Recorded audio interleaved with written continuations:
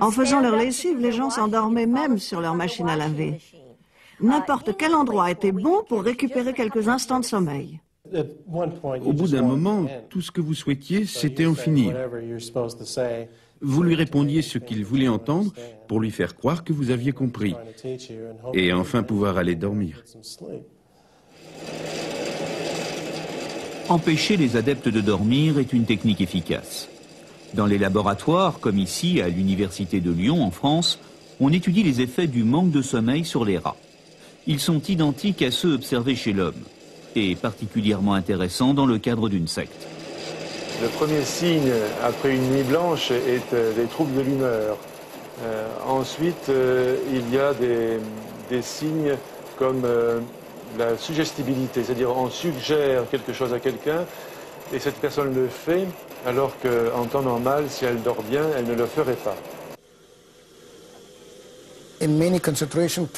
Dans les camps de concentration, le réveil a lieu très tôt afin d'anéantir la combativité des gens. Ensuite, durant la journée, ils sont plus faciles à commander. Ils n'ont plus la force de se battre, de critiquer, de pouvoir juger. Donc, petit à petit, comme des zombies ou des soldats, ils finissent par obéir à ce qu'on leur dit.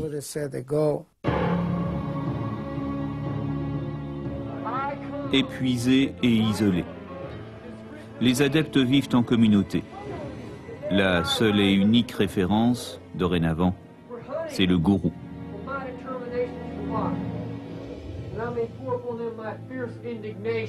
Tout ce qui vient de l'extérieur est pollué, contaminé. Un autre exemple, la nourriture. À l'ordre du temple solaire, l'hygiène tournait à la phobie du microbe. Les règles d'hygiène dans une cuisine sont très nombreuses. C'est un endroit où il faut que l'hygiène soit le plus stricte dans toute la maison, en fait. Donc, à l'intérieur de la communauté, c'est vrai que nous avions une hygiène de vie très stricte, c'est-à-dire qu'on devenait presque maniaque. En règle générale, on pourrait dire de toute façon qu'on n'est jamais assez maniaque en ce qui concerne l'hygiène de la cuisine. Tout à fait. Tous les aliments devaient être lavés à 7 reprises, parfois même à l'eau de javel. Alors, bonjour Lucie, vous nous préparez une bonne salade pour le souper? Oui. Il fallait laver tous les soirs le sol à l'eau de javel, donc tous les jours. Il fallait tout désinfecter pour ne pas prendre les énergies des autres, pour ne pas être contaminé par les énergies des autres, ne pas contaminer les autres par notre propre énergie, quoi. Ne pas mélanger les énergies. Le reste du monde est perçu comme l'enfer, là où règne la luxure, l'argent, la violence, la drogue, le mal. Peu à peu, tout ce qui n'appartient pas à la secte est condamné, maudit, interdit. D'après le règlement de la secte, tout ce qui venait de l'extérieur était considéré comme extrêmement négatif pour pratiquer une véritable élévation spirituelle. C'était difficile de me trouver, mettons, dans des magasins, de frôler des gens ou n'importe. Il fallait surtout pas que je touche trop les gens. Ils me contamineraient, entre guillemets, par leurs énergies négatives et basses. Terrible, hein? Je pensais que toutes les informations venant de l'extérieur étaient mauvaises, fausses, fabriquées. Je n'éprouvais pas un sentiment de peur, mais une espèce de pitié à l'égard du monde extérieur.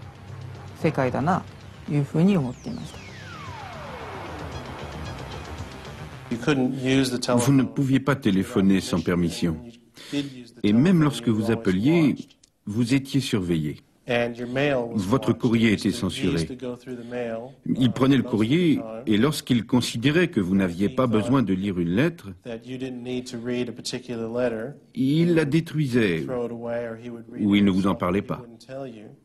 Le dernier rempart de l'individu, la famille, est à ce stade directement visé. Lorsqu'elle adhère, elle est toujours la bienvenue.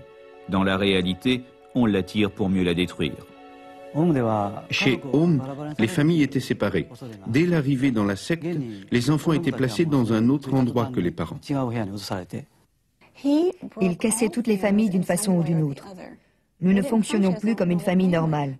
Mon père n'était plus mon père. Mon père était seulement mon père de nom. Jim Jones était mon père. C'est lui qui nous disait ce que l'on pouvait faire ou pas. Imaginez ce qu'il en était de la famille. Il planifiait les mariages, il faisait et défaisait les couples.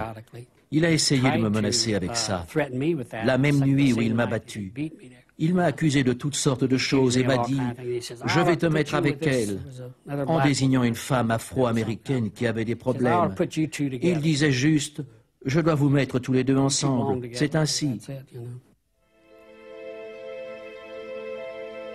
Une pression de plus en plus forte, des conditions de vie de plus en plus dures. L'adepte est dans un engrenage qui, au nom de la cause, lui fait jour après jour tout accepter. C'est un processus graduel qui peut prendre des mois, et dans le cas de Jim Jones, pour certains adeptes, des années. Et à chaque pas, vous vous enfoncez un peu plus. Ce que vous faites n'est pas très différent de ce que vous avez fait hier, mais c'est très différent de ce que vous avez fait il y a un mois. Mais vous ne vous en apercevez pas, parce qu'entre chaque pas, la différence est minime. Vous avez l'impression que votre vie est entre ses mains plutôt qu'entre les vôtres. Vous avez perdu le contrôle de votre propre vie, de votre destin. Dans des expériences qui ont été menées en laboratoire, on s'est rendu compte qu'un individu qui est soumis à une pression permanente pendant quelques jours ou quelques semaines n'a aucune capacité de résistance. C'est-à-dire que lorsqu'on prive un individu de sommeil, d'alimentation, lorsqu'on modifie ses règles de fonctionnement au niveau sexuel, relationnel, lorsqu'on le soumet à un travail forcé, lorsqu'on le conditionne intellectuellement, la résistance maximale d'un individu, c'est 1 mois et demi, 2 mois.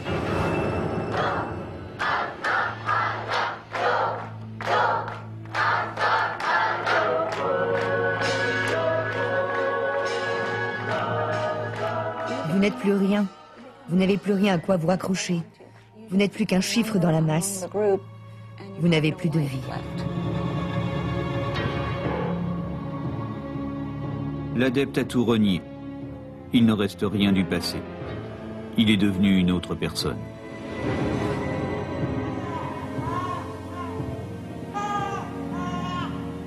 Salut à toi, homme nouveau, racheté, déchiré et reconstruit.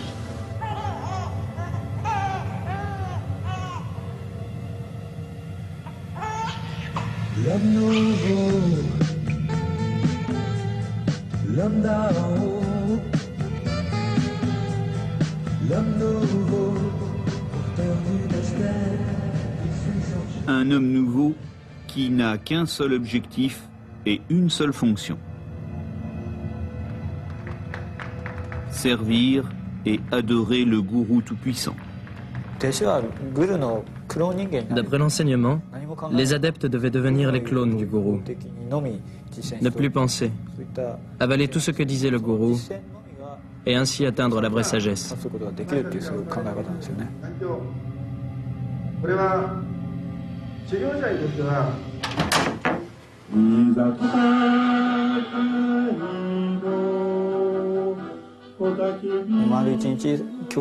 Parfois, on devait regarder durant des journées entières des cassettes vidéo sur l'enseignement d'Asahara. On nous mettait dans une espèce de cellule. C'était des cellules individuelles avec un téléviseur. On était enfermés à clé et on devait passer des jours et des jours à regarder la télé, sans même pouvoir éteindre le son.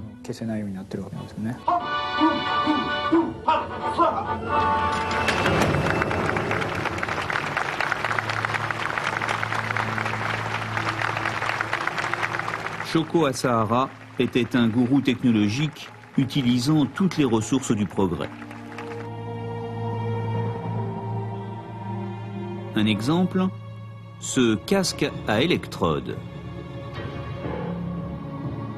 Officiellement, il devait permettre aux adeptes d'être en phase avec la divine pensée du gourou. J'ai porté ce casque. Les décharges électriques à intervalles réguliers étaient douloureuses. J'ai parlé avec un technicien de la secte qui a travaillé sur ce casque. Il m'a dit que Asahara voulait fabriquer des hommes robots